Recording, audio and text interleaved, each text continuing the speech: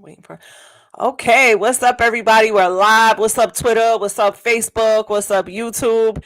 It's your girl Angie in the building, and today I got my homeboy Kev Pryor with me. How you doing, Kev? I'm doing good, Angie. Maintaining, just trying to stay above dirt. That's all it's about. That's what's up. Listen, Kev, I'm gonna give y'all a brief introduction on Kev, man. He's a radio personality, a sports commentator, a marketing guru. He owns an app and a radio show, and I think that he is the perfect person to come on here with me. Definitely in a few weeks, he's gonna be on my podcast, but I asked him to come on here tonight with me because we listen. There's a story today that is hot like fish grease in the media. Kanye West shook the internet up today. He told everybody that he wanted to publicly wish his daughter a happy birthday. Kanye West came out and told us that he wasn't invited to Chicago's birthday. He didn't know the address to the party. His baby mom was playing games. The grandmother was playing games. He said that he called Tristan and asked Chloe for the address. They was playing games, and he didn't know what else to do. So there's an update. He was actually given the address, and he was seen in the party. So I guess my question to you is, I'll go into what I think, but what do you think, Kev, about this whole situation? Because it actually like opens up a bigger conversation, you know. Because Kanye said, my daughter is gonna think that I'm not, it's going to be imprinted in her mind that her father wasn't there, and there's too many black fathers that they're trying to rip out of the household, and I want to see my daughter, and they playing with me and all this other kind of stuff. So what do you think about this situation? Well, I have a plethora of different thoughts. Um, if we really want to dissect this thing, and now I'm starting to really think about it. Before Kim and Kanye got divorced, or called their marriage final, Kanye was spending a lot of time in Wyoming, working around the kids in Wyoming, right?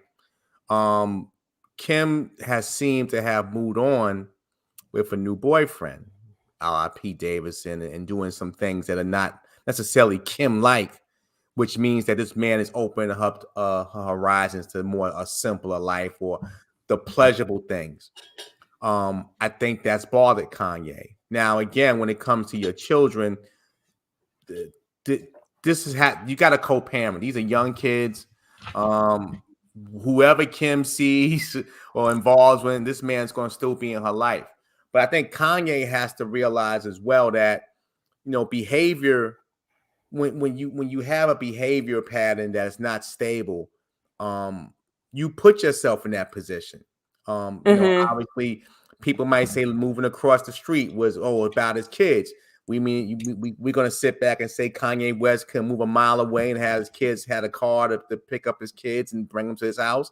So a lot of these things we have to look at on the surface. Of course, I'm a black man, and I respect the fact that any black man wants to be in their child's lives, because we don't have that enough. And the ones that do it, I think we do have a lot that do it.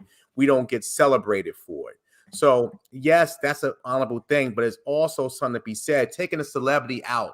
Let's take this as two regular peoples, John and Kathy. And John is acting irrational while Kathy has moved on. And in that relationship, we would praise Kathy to say, hey, you know what? I know that's the child's father, but he's acting wild.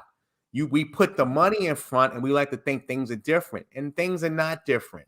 Just because somebody has a great talent or a lot of money does not mean these are not real people. Like, we like to think the Kardashians are kind of like this, made up, conglomerate of celebrities and that don't really have any talent. But again, they are human beings.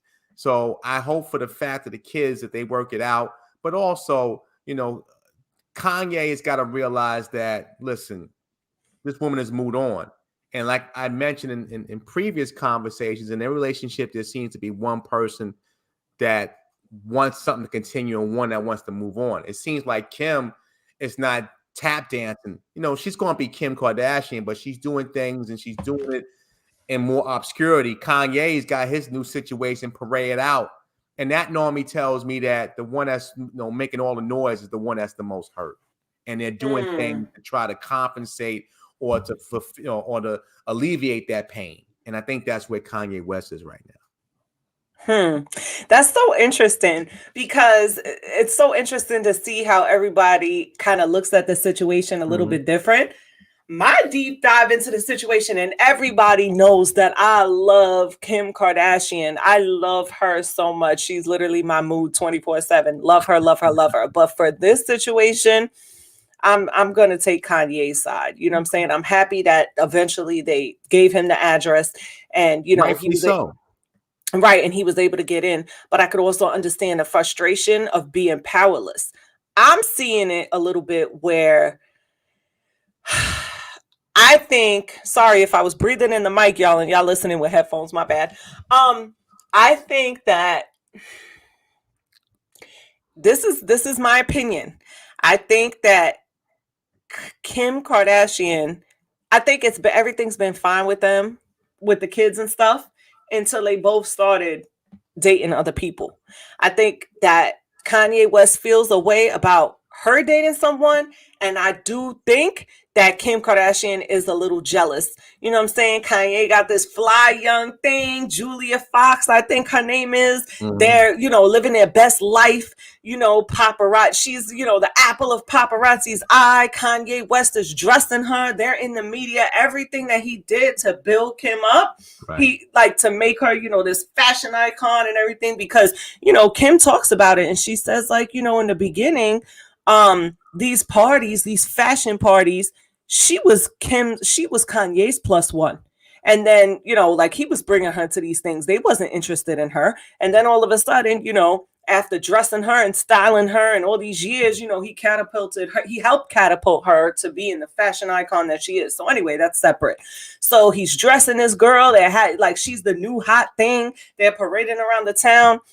I personally think, and again, I could be wrong because we don't know their lives. We're just commenting on public figures, we don't know their lives. Yeah. Exactly. So I think that she kind of feels the way about that. I think she's looking at that like, I'm over here with Pete, I might be, this relationship is a little, I'm enjoying my time with him and stuff like that. But, I miss being in the limelight, or she might feel a way that he's, parading another girl out around, and maybe she was trying to be spiteful. Something had to happen for her not to want to give him the address to his daughter's party, and for Chris to not want to, for that family to not want to do that.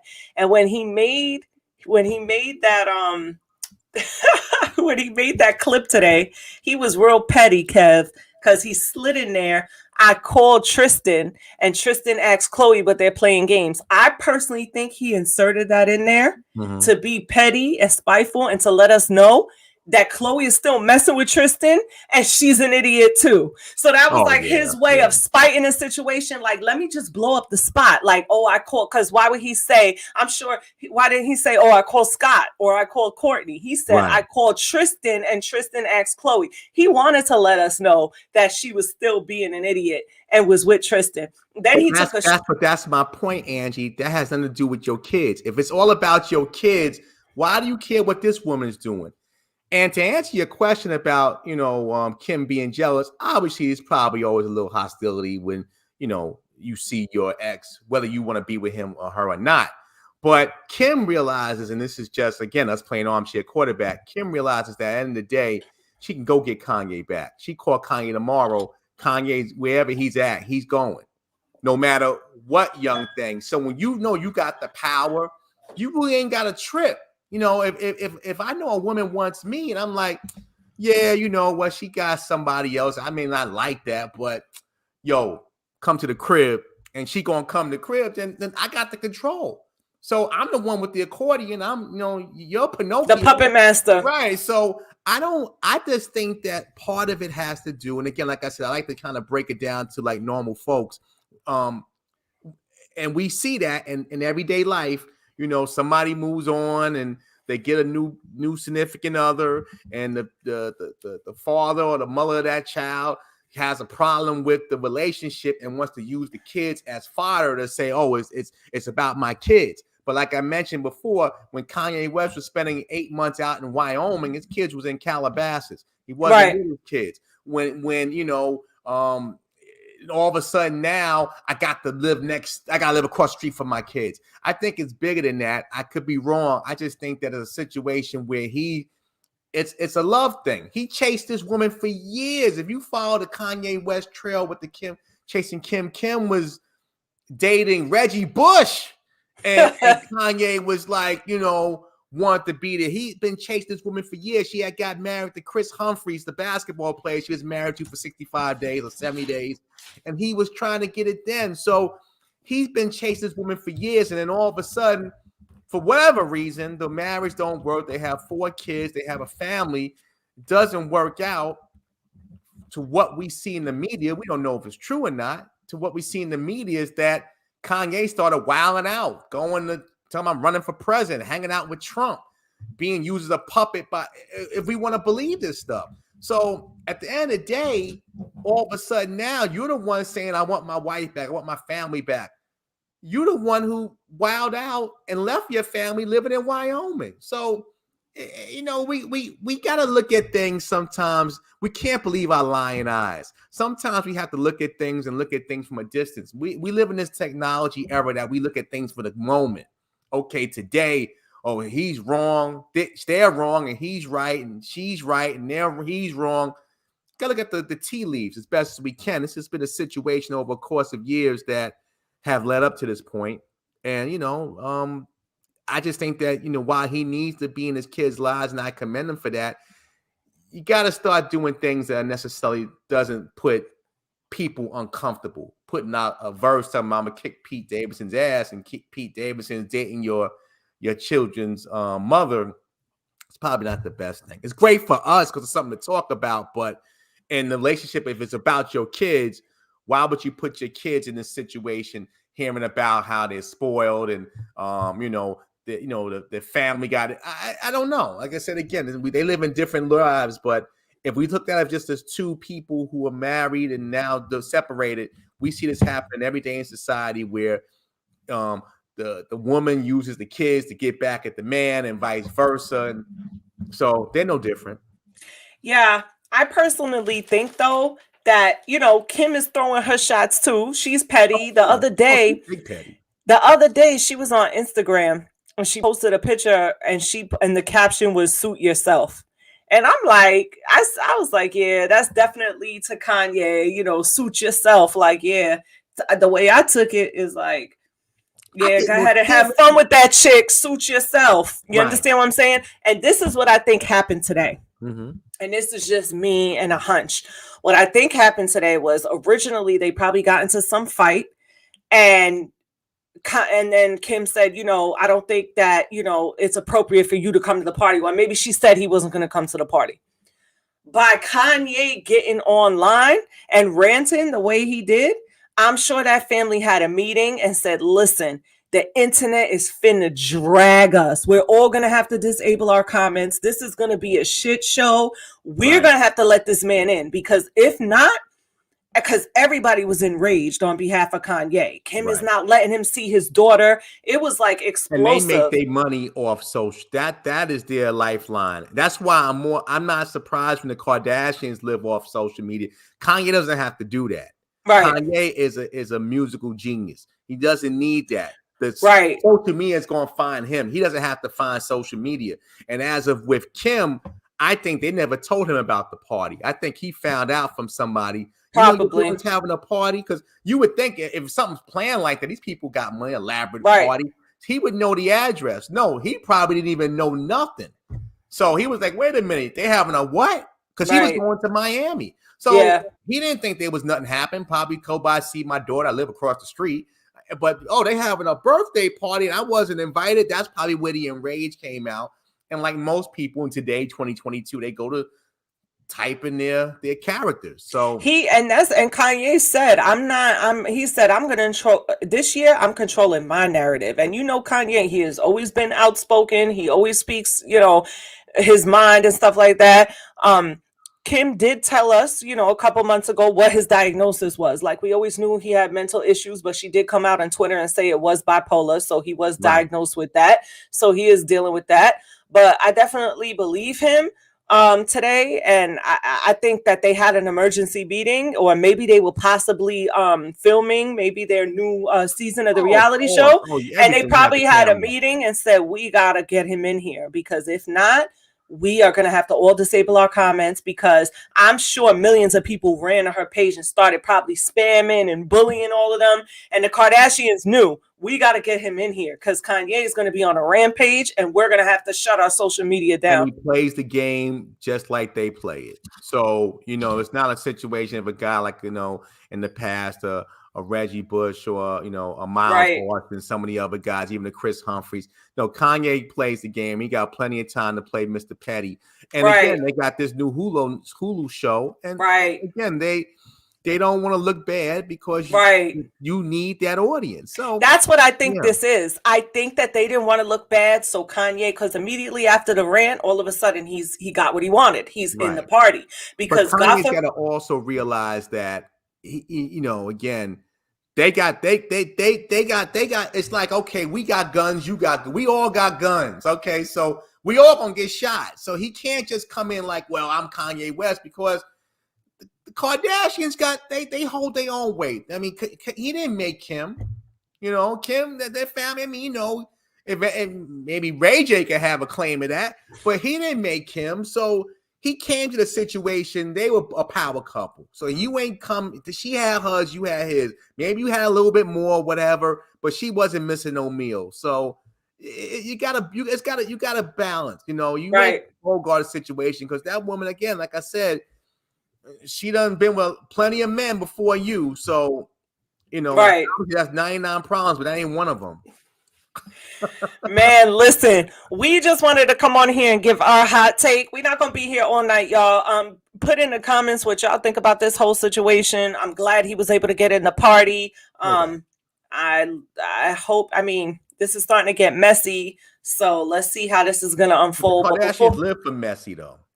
They live for messy. But this is starting to get, when you're starting to go into family problems now, and he's getting online saying, I don't have the address to my daughter's birthday. It's starting to because they've been messy, with men or, storylines, but it never been within the actual family. It's never been the sisters fighting each other, just little stupid stuff, but it's never been like this, But they'll find a way to spin this and make it into more money, because that's what they do.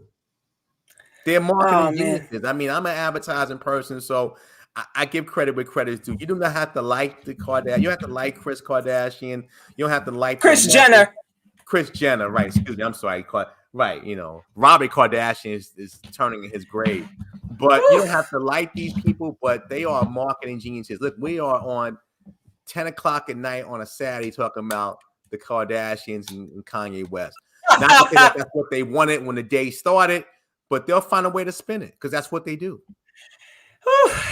Good luck to them.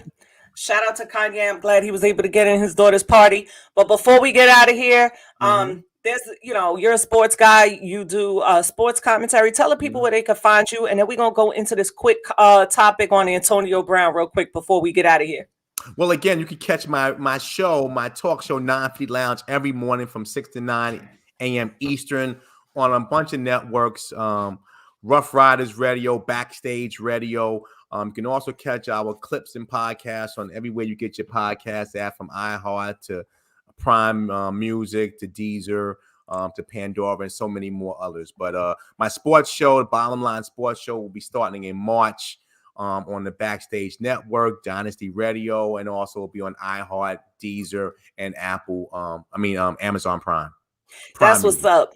And hit up, if you want to tap into what Kev is doing, hit him up at 950 Kev. So the next topic we wanted to touch on real quick is the Antonio Brown situation. Give me your opinion, because you're a sports guy. Give me your opinion on the NFL, what they did with him. Is Antonio right, wrong? What's going on? Because you know a lot more about the NFL than I do. Well, here's the deal. Okay. And I hate, again, and I know some folks won't understand this because they don't understand the protocol of sport. Just to give clarity, I have been in that environment for many years. I had, tried out for the CFL, Canadian Football League. So I've been in that environment, and there's a protocol. Okay, when you have an injury to what Antonio Brown said, had an ankle injury, and people saw the MRIs. Most of the time, in this stage of a NFL season, when this happened a few weeks ago, everybody's banged up. Okay, if you have a badly sprained ankle, it might show some light ligament damage. But if you can't go into a game, the protocol is to talk to the team doctor. Mm-hmm. Team doctor then goes to the position coach. Position coach discuss with the head coach. Hey, listen, the guy can't go. There's contradicting stories coming out from this. One story's about, he was trying to get his bonus money, right? And they weren't throwing him the ball. The previous game before they played the Jets, when all this happened, Antonio Brown got, I think, 15 receptions. He had a bunch of receptions in that first half of that game. It seemed that there was some issue where he wasn't getting the love he thought he was. And again, my issue with Antonio Brown is that, and with a lot of folks who kind of fall into this trap of the racial aspect, is that, it's very dangerous to start using everything as racial, because when you are racial, like that old ad of, you creep crying wolf, then obviously, it's not real. He's saying in one statement, it's like, I need ankle surgery, and they set me up and stuff. And then another aspect is like, well, I wanted to get my $1 million bonus. A person of AB's talent only is an approve-it deal because an NFL team doesn't trust he can stay, he can ride the wave. Right. Before this happened, Antonio Brown agent went to the Bucs to see if they can guarantee him the $2 million in incentives that he was trying to get. Right. He wasn't going to hit the $2 million because he missed 2 games because he lied about a vaccination card. So if he doesn't have that vaccination card, he probably gets the $1 million bonus and maybe even have a shot for the $2 million. So that was eliminated because he missed 2 games. He comes back.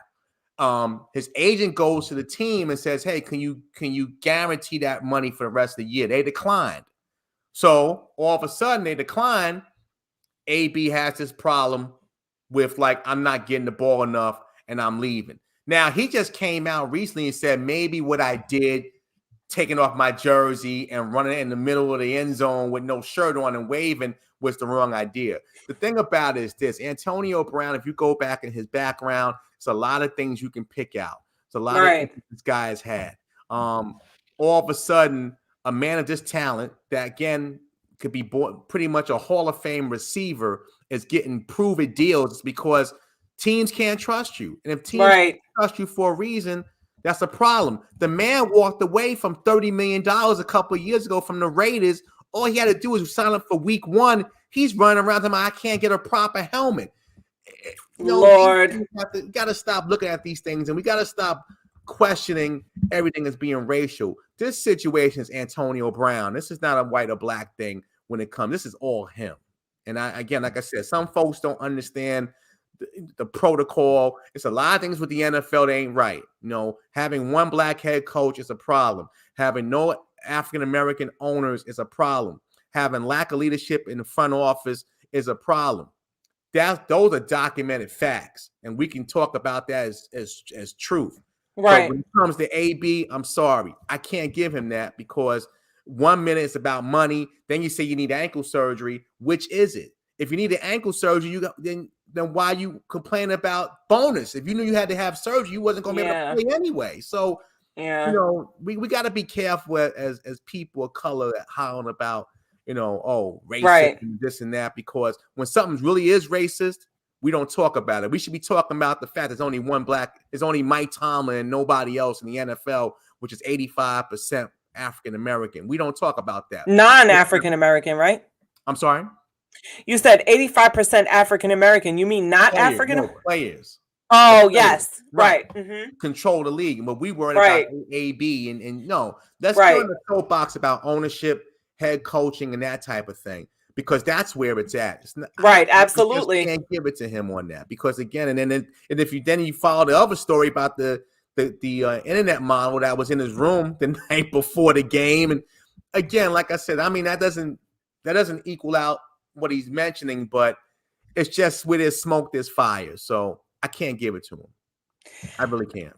I mean, I'm learning a lot from you, Kev. I'm looking at the situation from, an outside point of view, because I didn't even know who he was and what was going on with him until he was in the media. So Right. I was going by, what was in the publications, like, oh my God, he texted the coach, this. I didn't know about any behavioral problems. He does this all the time. He did this with 5 years ago. He was with the Steelers. He bought his phone and he recorded Facebook Live while the head coach is having a meeting. And anybody who knows about football, any sport, what's said in the locker room stays in the locker room. He has his Facebook Live out.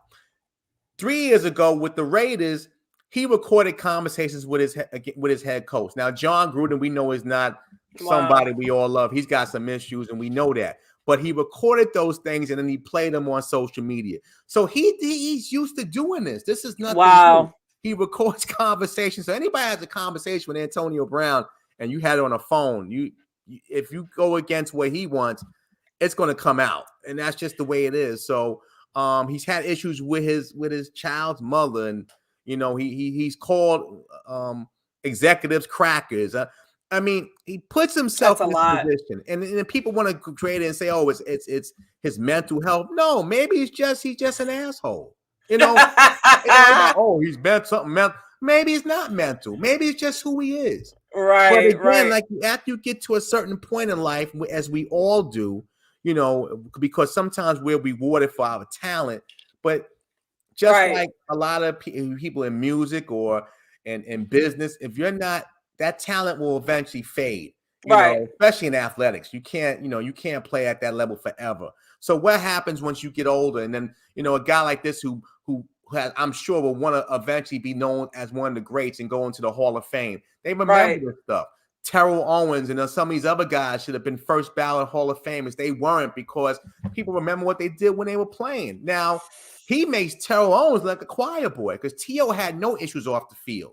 T.O. has some cantankerous moments on the field, but never off the field. And AB has a laundry list. And like I said again, before you start crowning somebody for truth, living in the moment, similar to the Kardashians, read up on somebody's history. Their history normally tells you who they are. Yeah. Well, thank you for that hot take, Kev. We just wanted to come on here. Everybody that's catching the replays, we got some hot topics tonight. Thank you so much, Kev Pryor, for joining me for this quick hot take. I hope you guys enjoy this little hot take, this little, just a quick live. If you guys haven't gotten a chance, check out my interview with I Am Broadway. That's posted on my YouTube. Check out Kev Pryor at 950 Kev. Tap into everything that he has going on. He got a lot of exciting things going on for his for this new quarter. He got his radio show. He got so many things going on. So check him out. Quarters. What you said, Kev? We live in quarters. You caught that? Yeah, because he's in quarters, man. He doesn't do the New Year's resolutions. We talking about not the whole 2022. We talking about this quarter. Right. All right. Thank you so much for joining me, Kev. Don't go nowhere. As I always say, you could be anywhere in the world, but you decided to be in Angie's World. And for that, I love you. We out of here, Kev. Peace out. Oh, check us out. Kev might be on the podcast real soon. So I'll see y'all later. Love y'all. Don't go nowhere, Kev. Peace.